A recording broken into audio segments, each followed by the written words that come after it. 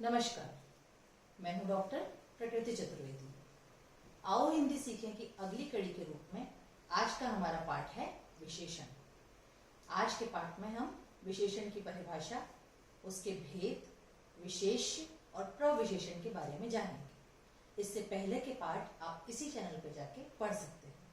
तो चलिए शुरू करते हैं हम हमारा आज का पाठ विशेषण। विशेषण शब्द विशेष शब्द से बना है। विशेष यानी किसी भी चीज की विशेषता बताना। तो वे शब्द जो किसी भी चीज की विशेषता बताते हैं वे विशेषण कहलाते हैं। और व्याकरणिक रूप से अगर हम इसकी परिभाषा लिखेंगे तो परिभाषा होगी संज्ञा अथवा सर्वनाम की विशेषता बतलाने वाले शब्द विशेषण कहलाते हैं। संज्ञा अथवा सर्वनाम शब्द की विशेषता बतलाने वाले शब्द विशेषण कहलाते हैं। जैसे काला लड़का, जैसे काला लड़का।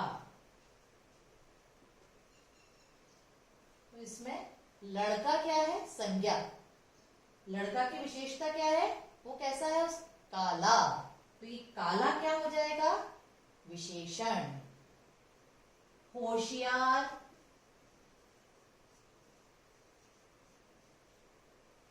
बालक।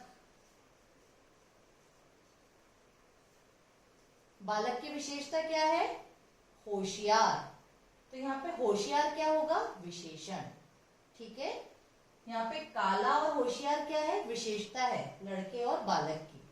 तो ये काला और होशियार क्या हो जाएंगे? विशेषण शब्द कहलाएंगे। ठीक है। तो संज्ञा अथवा सर्वनाम शब्दों की विशेषता बताने वाले शब्द मैंने क्या बताया था कि वो विशेषण कहलाते हैं।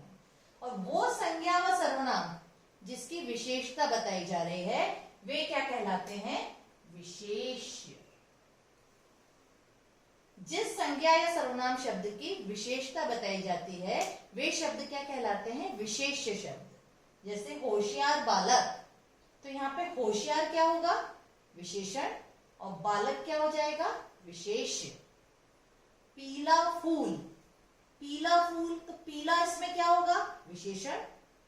और फूल क्या हो जाएगा? विशेष्य, क्योंकि इसकी विशेषता बताई जा रही है। पीला क्या है? विशेषता। तो जो विशेषता होती है उसे कहते हैं विशेषण। और जिसकी विशेषता बताई जाती है वो क्या कहलाता है? विशेष। ठीक है। तो विशेषण और विशेष्य में आपको अंतर समझ में आ गया, इनकी विशेषता समझ में आ गई। अब हम आगे बढ़ते हैं और जानते हैं कि विशेषण के कितने भेद होते हैं। तो विशेषण के 4 भेद होते हैं। विशेषण के 4 भेद होते हैं। गुणवाचक, परिमाणवाचक, संख्यावाचक और सार्वनामिक। ठीक है। गुणवाचक, संख्यावाचक, परिमाणवाचक और सार्वनामिक। अब हम पहले भेद के बारे में जानते हैं कि गुणवाचक विशेषण की क्या विशेषता होती है। गुणवाचक विशेषण। गुणवाचक विशेषण किसी भी संज्ञा या सर्वनाम शब्दों के गुण, दोष, रंग और आकार के बारे में बताते हैं। ठीक है। कि किसी भी संज्ञा या सर्वनाम शब्द के गुण, दोष, रंग और आकार के रूप में ये उसकी विशेषता बताते हैं। जैसे मैं बोलूं ईमानदार,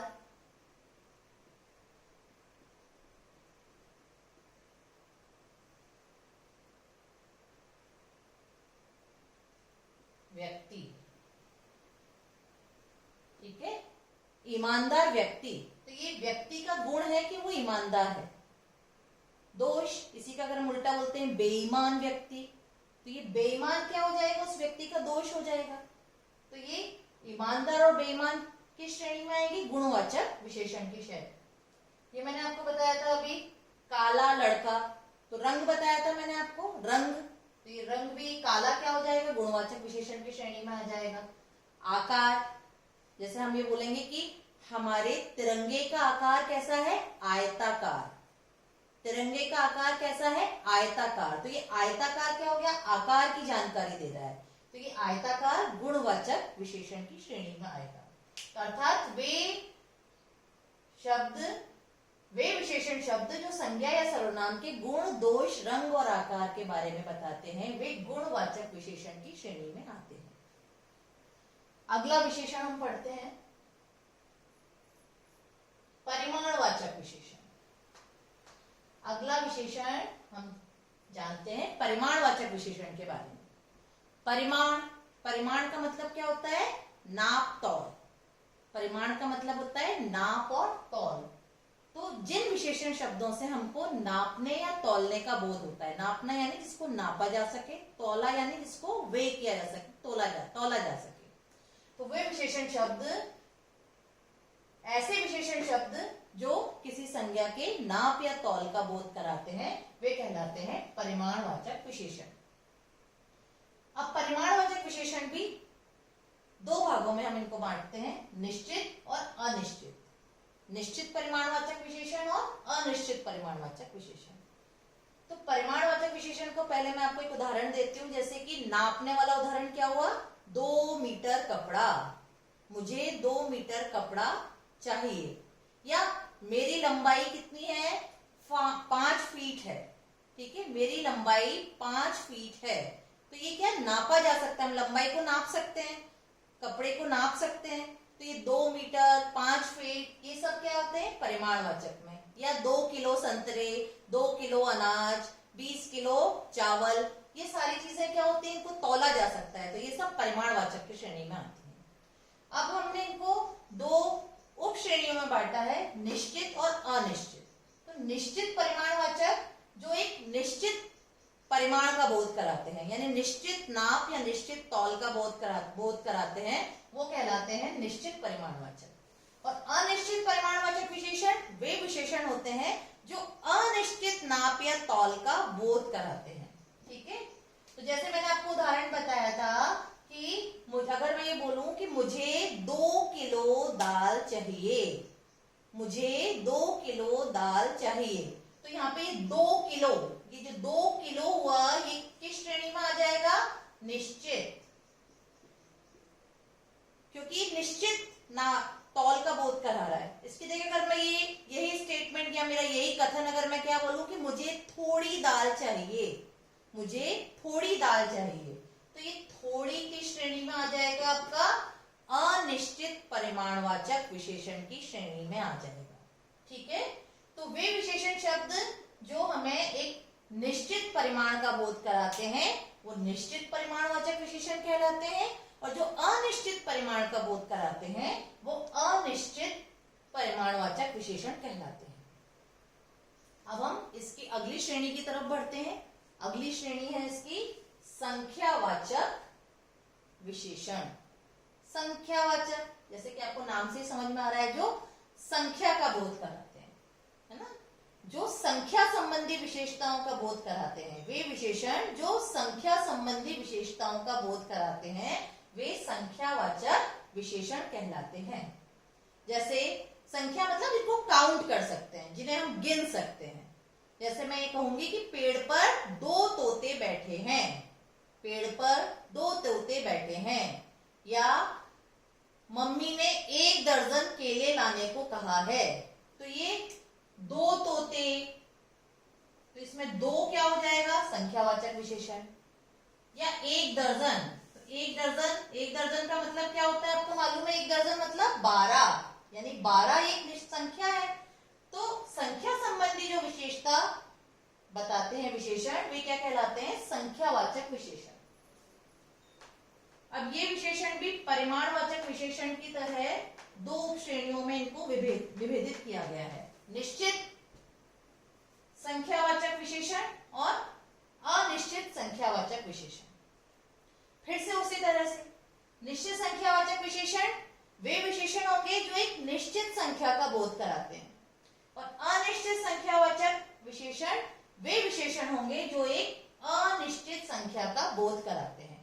ठीक है, जैसे कि अभी मैंने आपको उदाहरण दिया था, पेड़ पर 2 तोते बैठे हैं। अगर मैंने बोला कि पेड़ पर 2 तोते बैठे हैं, तो ये 2 तोते क्या हो जाएगा? एक निश्चित संख्या है, तो ये आएगा निश्चित संख्यावाचक विशेषण की श्रेणी में।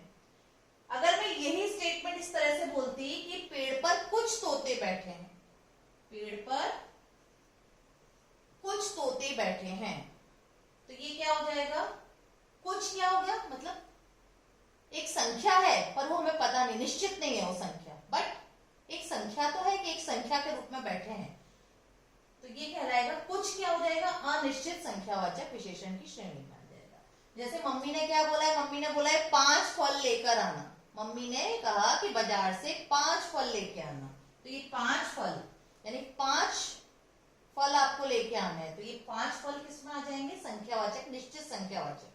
इसी की जगह अगर मम्मी बोलते कि थोड़े से फल लेके आ जाना, थोड़े से फल ले आओ, तो ये थोड़े से फल किस श्रेणी में आ जाएंगे, आपके अनिश्चित संख्यावाचक। ठीक है, तो संख्यावाचक जो संख्या संबंधी विशेषता बताने वाले विशेषण संख्यावाचक विशेषण कहलाते हैं। संख्यावाचक विशेषणों को फिर 2 भागों में बांटा जाता है, निश्चित और अनिश्चित। निश्चित संख्यावाचक विशेषण वे विशेषण होते हैं जो एक निश्चित संख्या का बोध कराते हैं, और अनिश्चित संख्यावाचक विशेषण वे विशेषण होते हैं जो एक अनिश्चित संख्या का बोध कराते हैं। ठीक है, आगे बढ़ते हैं।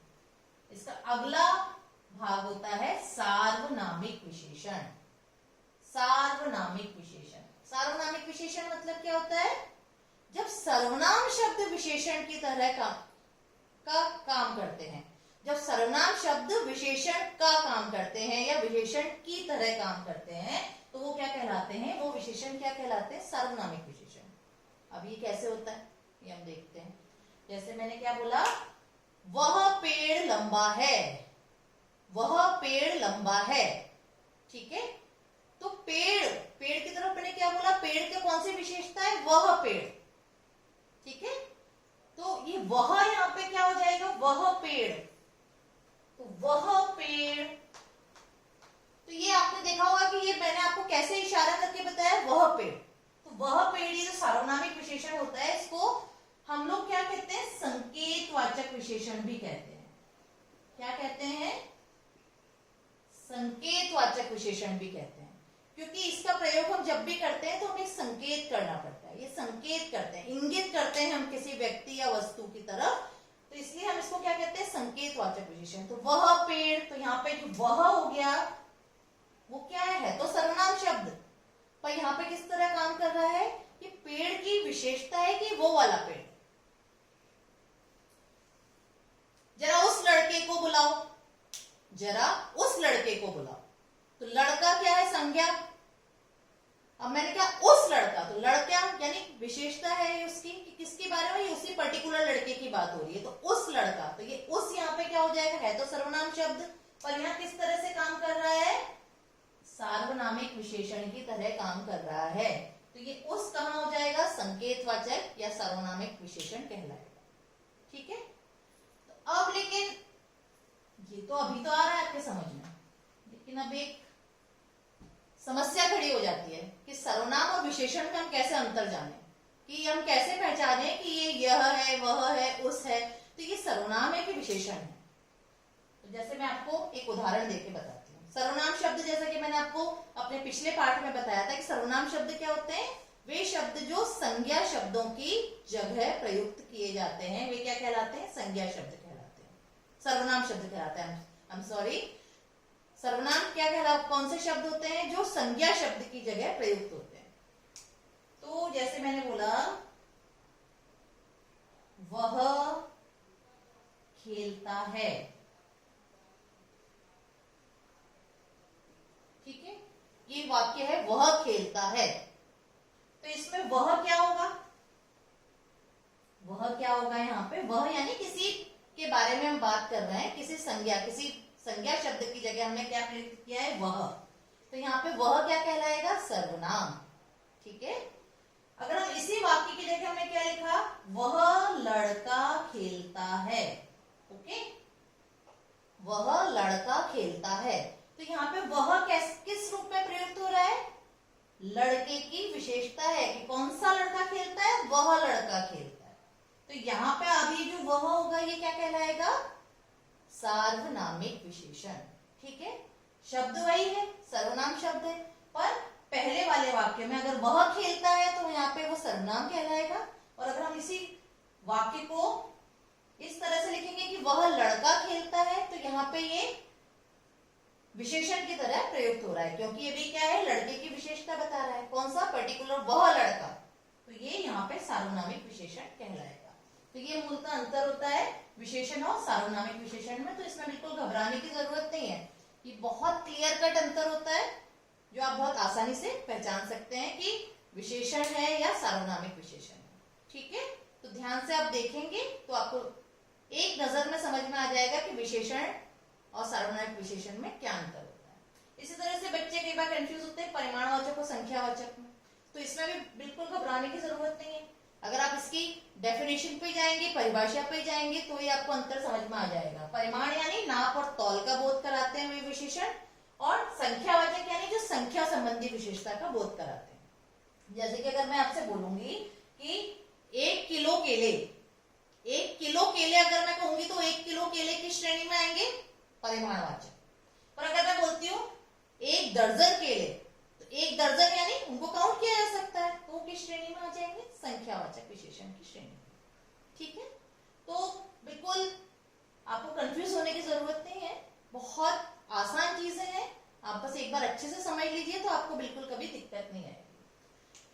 इसी क्रम में अगर हम आगे बढ़ते हैं विशेषण में, तो एक और टर्म यूज होती है प्रविशेषण।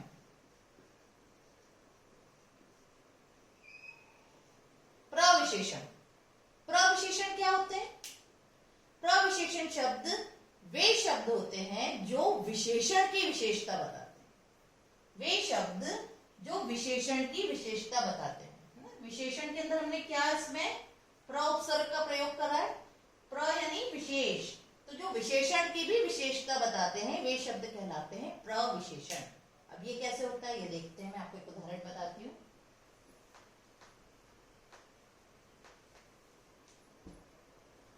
समुद्र का रंग नीला है। समुद्र का रंग कैसा है? नीला है। तो यहाँ पे नीला क्या हो जाएगा? विशेषण। पर अगर हम ये बोलते हैं समुद्र का रंग गहरा नीला है, समुद्र का रंग गहरा नीला है, तो गहरा यहाँ पे क्या हो जाएगा? इस नीले को भी क्या कर रहा है? नीले की भी विशेषता बता रहा है। नीला यहाँ पे है विशेषण, और ये विशेषण को भी और डिस्क्राइब कर रहा है। तो वो शब्द जो विशेषण को भी डिस्क्राइब करते हैं, जो विशेषण की भी विशेषता बताते हैं, वे क्या कहलाते हैं? प्रविशेषण कहलाते हैं। ठीक है, जैसे राम बहुत चतुर है। राम बहुत चतुर है, तो यहाँ पे चतुर क्या है? विशेषण, और बहुत क्या हो जाएगा? प्रविशेषण। ठीक है, क्योंकि वो चतुर को भी क्या कर रहा है? स्पेसिफाई कर रहा है, उसको डिस्क्राइब कर रहा है। ओके, तो ये कहलाते हैं प्रविशेषण। ठीक है, आज के पाठ में हमने क्या क्या पढ़ा? हमने विशेषण के बारे में पढ़ा, विशेषण की परिभाषा जानी, विशेष्य की परिभाषा जानी, विशेषण के भेदों के बारे में जाना, विशेषण के भेदों में गुणवाचक और संख्यावाचक विशेषणों में क्या अंतर होता है, विशेषता, हम इसके बारे में हमने जाना। सार्वनामिक विशेषण और सर्वनाम में क्या अंतर होता है इसके बारे में जाना, और प्रविशेषण के बारे में जाना। आशा है आपको ये सब चीजें अच्छी तरह समझ में आई होंगी। इसी क्रम में अगले पाठ में हम कुछ और नई व्याकरणिक जानकारी के साथ आपके समक्ष होंगे। नमस्कार।